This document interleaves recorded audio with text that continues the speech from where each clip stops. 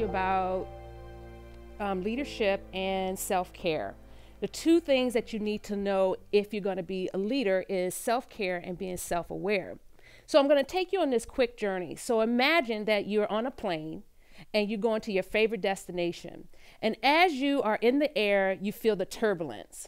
Now, remember when you were on the ground, this lady or gentleman gave you this important announcement: turn off your phones and remember this.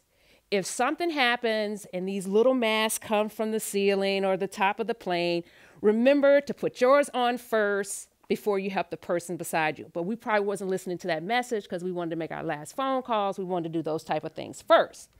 So when you go back to self-care, I want you to think about that it's important for you to take care of yourself in order for you to be a leader.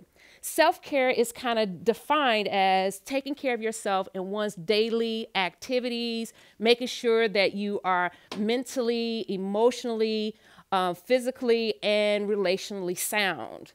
So when you use those things, you kind of look at how coping strategies plays a role in that. It helps you with anxiety, it helps you with stress, and those things are really important being a leader.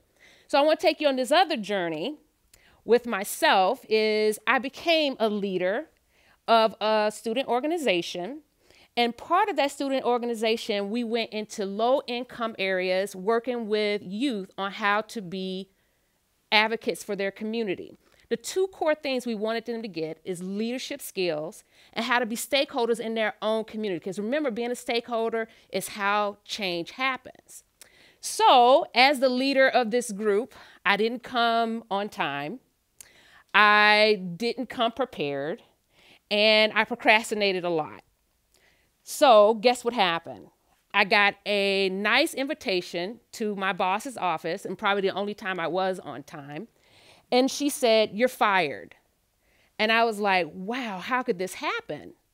Well, as I started to assess myself, I realized that I was a full-time student, I had a full-time job, and I didn't have the coping strategies on how to deal with that. And being a leader of this student organization, those things were really important. So now that I look back, I think about, okay, well, how could I have done that differently? Well, I started to think about the coping strategies. I started to think about the things that I can do to be healthy in my life. I thought about the things that would not be useful, such as using drugs, participating in a lot of drinking, staying up all night, not preparing. And when I got those things under control, because that's part of being self-aware, when I got those things under control, I could now practice self-care.